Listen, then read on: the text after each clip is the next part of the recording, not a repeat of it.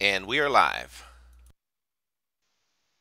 Good morning, good evening, good afternoon, everyone, wherever in the world you are. It's Vita Guerrilla Economist coming to you live, and we have some special guests with us today, guys that I'm truly honored, and I love talking and connecting with awesome, positive people who are out there making a change, people who are doing exceptional things.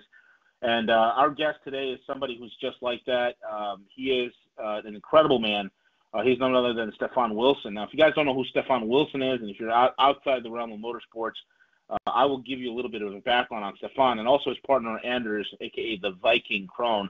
And I will tell you a little bit about these guys and then break down their whole entire recap and hand it over to them, and Stefan will detail exactly what he's doing, what he's up to. Stefan is a British racing driver. Now, he's the younger brother of the late Formula One and IndyCar Series driver Justin Wilson, of whom yours truly was a big fan of Justin. Justin was a great guy. I'd watch him all the time whenever I had the opportunity and the time to do so. He's also the winner of the 2007 McLaren Autosports BRDC Award for promising young British drivers, and McLaren being one of my favorite car companies. Stefan Wilson burns with the belief, a trait essential to win the ultra-competitive world of global motorsports. But Stefan is different. He fuses trust in his talent as an elite driver, the now with fervent sense of responsibility for our planet and the future. Now, Stefan will drive for Andretti. That's, for those that don't know, that's Mario Andretti's Autosport. That's his motorsports team. This year's Indy 500, the greatest spectacle in racing, and the Indy 500 for anybody living here in the States and abroad knows that is the biggest single racing event in the United States and probably even the world in terms of viewership. Anders Krohn is interested in eco-friendly technology and is an ambassador for the Drivers to Save Lives, and that's a famous hashtag, and Think Solar campaign. Stefan is joined today by his friend Anders Krohn. Anders was born and raised just out of Stavanger, Norway, which I believe is the cold weather testing grounds for Toyota, Saab, and a bunch of other manufacturers. Correct me if I'm wrong, Anders. I'm going off that on the top of my head. Anders has a vast experience in racing, and 2008 was his breakthrough year as a Formula One race car driver. Anders' team dominated the championship, won 9 out of 14 races. Anders is co-owner of CoForce, NBC Sports commentator, and spokesperson for Children's Theraplay Foundation. So Stefan and Anders, welcome, guys. Welcome. It's my honor and my privilege, and I'm humbled to have two champions on at the same time. I'm totally blown away, man. I feel like I don't know. I feel like a groupie, bro. Well, thanks for having us on. It's great to be talking to you guys today, and excited to delve into the interview. Yeah, thanks so much, absolutely. Lee. Excited. So where do you want to begin? I mean, Stefan, why don't you give us a little bit of background about you and how you got your start and what your current mission is, and then you I guess both you guys could chime in about your friendship and whatnot. Go ahead. Absolutely, yeah. No, so for me, racing has been part of my life from a very early age. It's just been a passion of mine. We grew up watching it on TV in our house, and my older brother, who you mentioned earlier, Justin, he was 11 years older than me. So when he was in go-karts, I would be going to the racetracks with him. When I was probably still in my nappies. So, we're just, just a young tot walking around the garages and stuff like that and through the paddock, and, just had this love and passion for the sport, and, wanted to pursue that, and knew that was sort of the career and sort of life path that I wanted to take. And as it sort of started off as a hobby, really started off in go-karts and pretty much going to all the tracks around the UK, with my dad, and skipping school on Friday to go over the racetrack, and that's from there it just sort of escalated. The karts got bigger, they got faster, and then when I was about 19, that's when I decided that I wanted to come to the States and pursue the Indy 500 and the IndyCar. So when I moved to the States in 2009, started racing in Indy Lights, which is the class right below IndyCar, and that's kind of where I met Anders. We actually, funnily enough, we met at the apex of Turn 1 at Watkins Glen. So we had a bit of a coming together. And hey, you guys share a special connection with me. Yeah, surprisingly, after that, we forged a great friendship and a great working relationship, and we've been working together ever since. So.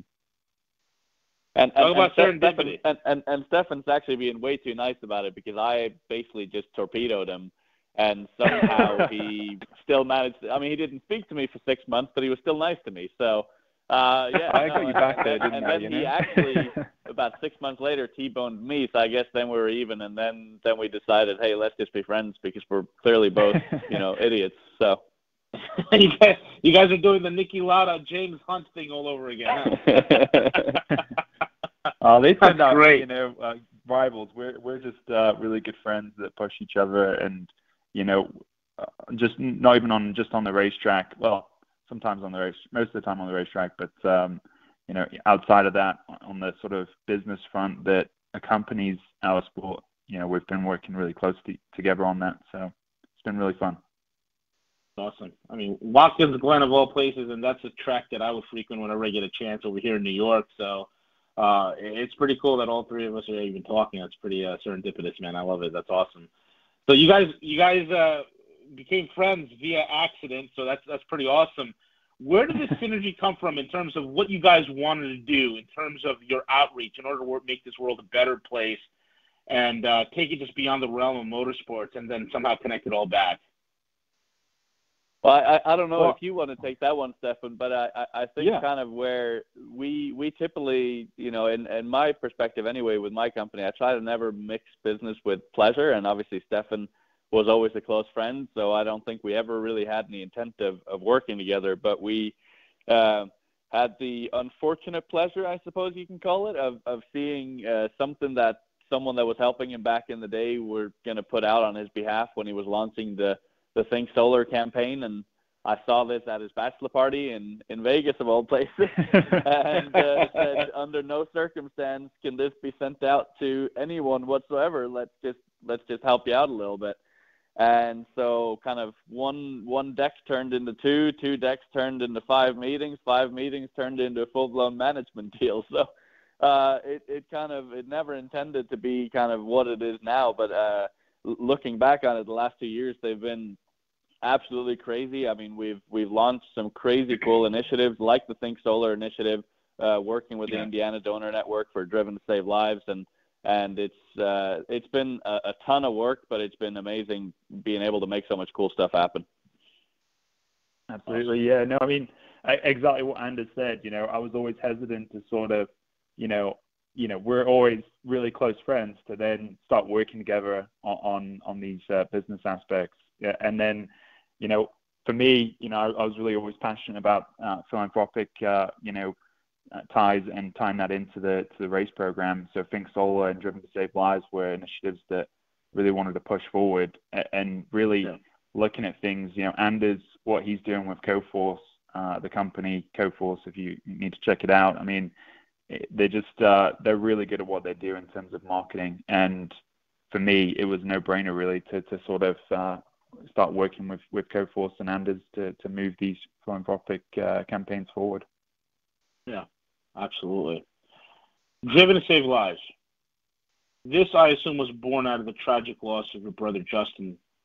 Stefan, could you detail that for us and what inspired you to do this? And for sure. So go ahead. As you said, this, Driven to Save Lives was something that basically promotes. Oh, you got cut off. Hello? Did we lose them? I think Stefan disappeared. That's what happens when you live out in Colorado with zero cell phone service. It's funny because we both have Verizon, and it's by far and away the best coverage all across the country. But for some reason in Denver, it's like anytime he calls when he's in the car or whatever, it just disappears. So I'm sure he'll call back in here. No worries. So basically, Anders, let me ask you this. Okay, we'll wait until Stefan gets back.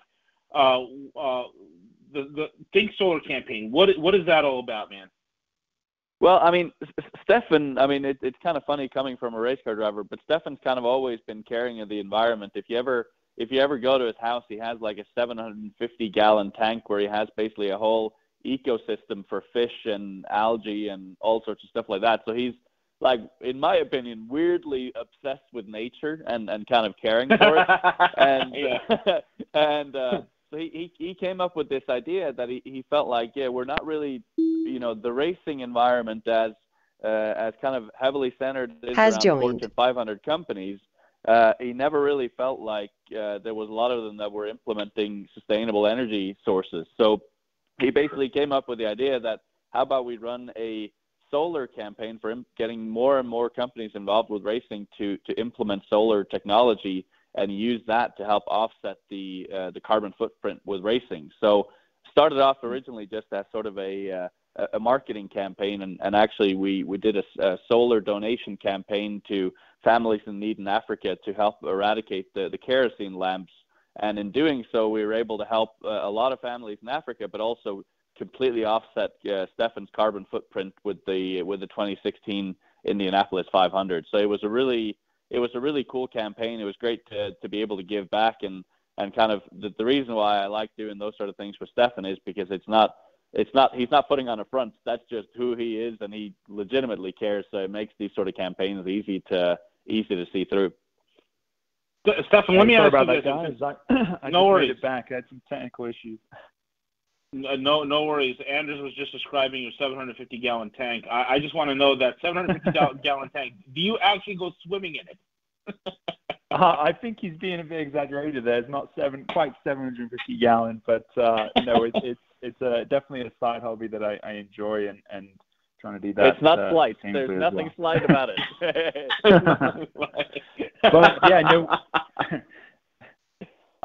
Jumping back, just before I got disconnected there, we were just talking about the Driven to Save Lives initiative, and I just want to kind of make sure we covered that. Yes. But as I was saying, it's through losing Justin, unfortunately he lost his life in an IndyCar race at Pocono in 2015, which was obviously really, really tough on the whole family and myself. He was not just a big brother, he was one of my best friends, and he was just something, with that 11-year gap, he was someone that I almost idolized, I idolized him, because I saw what he was able to do in a race car, and he was just a hero for me, really. So, but through losing Justin, he was actually registered as an organ donor and saved 5 lives in being a registered organ donor. So from that sort of woke me up and sort of made me aware of organ donation and the fact that there was a need for more people to register. And at the time I wasn't even registered. I just didn't even think about it. So that sort of provoked me to look further at it, look closer at it, and I registered to be a donor and thought, well, maybe there's something here where we can encourage more race fans to consider being a donor. So, like I said, 120,000 Americans right now are waiting for life-saving gift of life, and we're sort of slowly impacting that by trying to get fans to register. So, Driven to Save Lives, that's kind of the top and bottom of that. It's amazing that there are 5 people right now that are alive and that are walking around today because of your brother, man. That's deep. That's really deep. Yeah. No, that's, it really impacted us. It was kind of like the small light in what was a really difficult time. And, that's something I think about all the time, really, is 5 people around right now just because of who Justin was, because it really, what he did in that sort of final act was so symbolic of who he was as a person, throughout his life, really. Sort of, he was always known for someone that was always giving of his time. And I always remember seeing him walking through the paddock and being flocked by fans, and he would always take the time to sign every single one that asked. And, there's a lot of drivers that just don't do that. They're so focused on what they're about to do, so they try and block that out. But Justin was just a very giving person.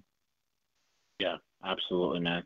I mean, that is his nature. I mean, that freak accident with that nose cone coming off the car and then hitting him is just unbelievable. And for him to make the ultimate sacrifice and then to be so giving, even when his life slipped from him, it's incredible. And I think you yourself did not even realize that he was an organ donor, correct?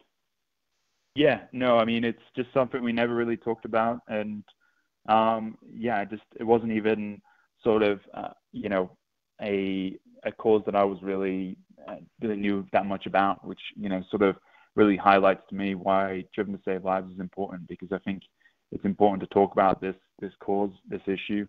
And I see, I've connected with a lot of people that are still waiting on that national wait list, and what they have to go through is just terrible. It's so hard on all the families because, you're just sitting there waiting to get a phone call, and for 120,000 people around the world, around the country, it's obviously something that's hugely important for us all to get behind and make sure we're registered. Could you talk about real quick, because you and your brother are have a very giving heart. You guys are just class A gentlemen and all around awesome human beings. You gave up your car to benefit the team, and then you helped a young boy with cerebral palsy to be your co-pilot. Could you flesh that story out a little bit so people understand more than just a headline of that, because that made national news, man? Go ahead.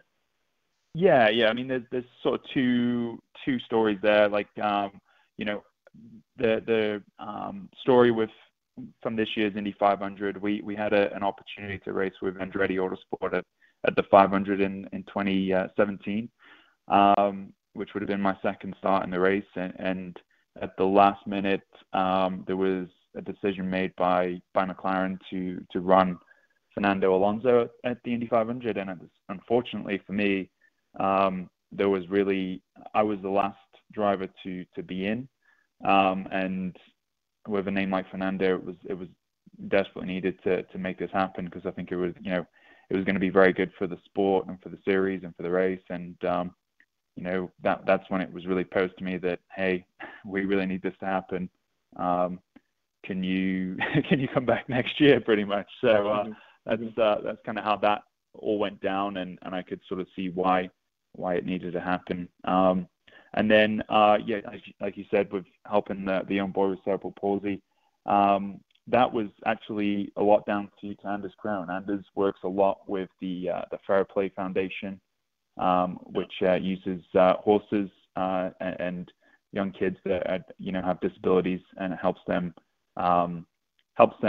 overcome some of their difficulties with walking and just basic functions. So that was a story that happened in May. I got to go out and join Anders at the Fair Play Foundation location, and just kind of give back to the community, really.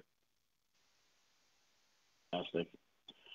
So here we are, Indy 500, man. You're in it for this year. It's exciting, man. Who made this happen for you? It's a lot of work from a lot of people. Myself and Anders have been working around the clock constantly, since 2015 when we started working together to sort of see this happen. We got to race in the 2016 Indy 500, and then as soon as the checkered flag came down on that one, it was like, okay, time, the next one.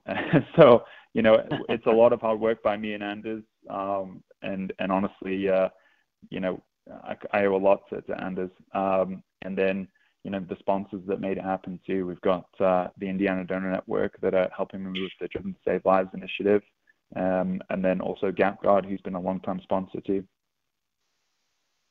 Excellent. Wonderful. Yeah, so in terms of, I think I would just want to add to that, really none of this happens without the help of these incredible sponsors, and it's not very often in any sports, let alone racing, when you see sponsors return year after year. But for GapGuard and for Indiana Donor Network to come back and support means a lot. And the Driven to Save Lives campaign has grown a lot over the last year. Obviously, Brian Clausen lost his life as well.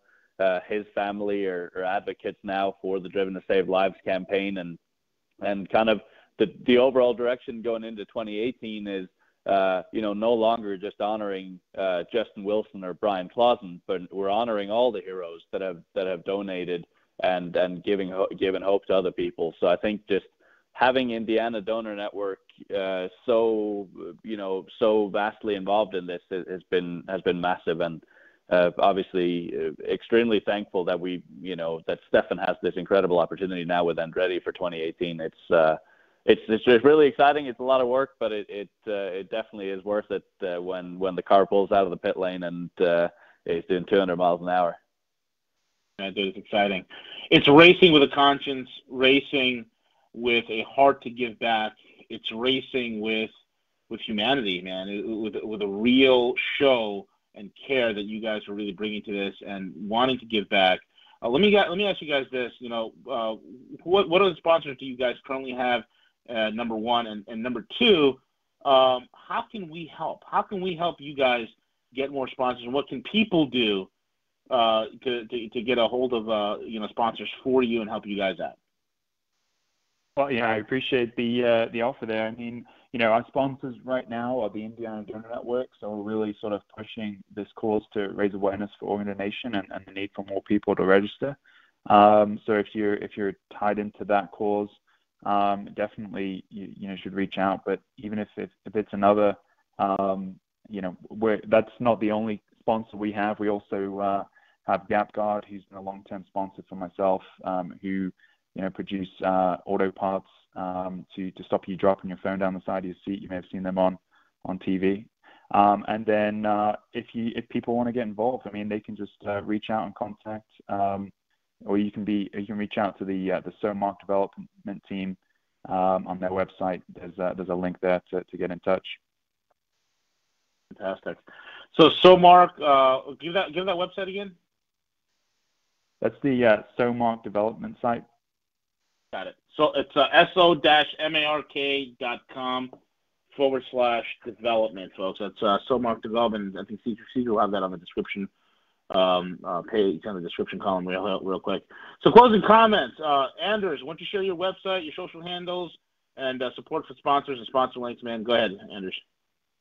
Yes, I mean, really, all of this it's about Stefan. So, at Steph Wilson on social media, he's strongly engaged with it, especially on Twitter. So he's a fun guy to follow. And for those of you that are hyper into racing, they can follow me as well at Anders Krohn. So very much appreciate the opportunity to be on, and hopefully we can chat many more times leading into the month of May next year. And we're gonna have some cool stuff coming out. Absolutely, man. I'm looking forward to it. Stefan, go ahead, man. Give out your closing comments. Anything else you'd like to say to the audience? Yeah, no, absolutely. Thanks for having me on. It's been a pleasure talking with you guys today. And like I said, if you want to follow myself and Anders on the social media sites, it's either at Anders Krohn or at Steph_Wilson. So follow along in the journey towards the Indy 500. Perfect, man. Thank you both for being on. Again, folks, this is important that all of us help out. Initiatives such as this, the Drive to Save Lives, the Think Solar campaign.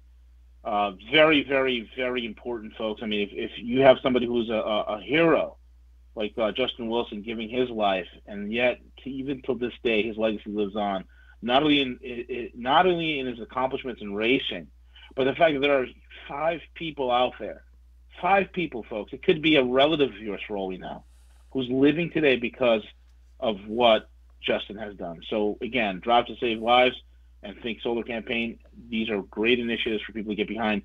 And I'm asking all of you to show your love, your support, and your sponsorship for Stefan Wilson and the Andretti Racing over here. And again, check them out. For sponsorship information, it's so-mark.com/development. That's so-mark.com/development.